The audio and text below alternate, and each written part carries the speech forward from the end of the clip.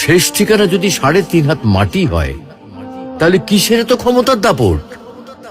ভোর ৫টায় মৃত্যু, সকাল ৬টায় জানিয়ে দেওয়া হবে মাইকে, ৮টায় শেষ গোসল করানো হবে, ৯টায় তোমাকে নতুন কাপড়ে সাজানো হবে, জোহরের নামাজের পরে তোমার আলিশান বাড়ি থেকে বের করে নিয়ে যাওয়া হবে, ২টায় তোমার জানাজার নামাজ পড়ানো হবে, ২:৩০টায় তোমাকে কবরে নামিয়ে ফেলা হবে।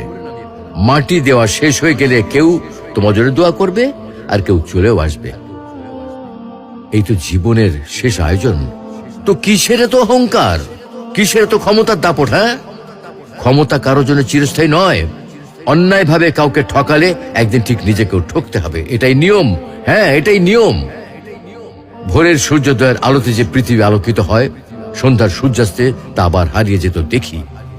অসত্য দিয়ে সত্যকে কখনো ঢেকে রাখা যায় না। প্রকৃতি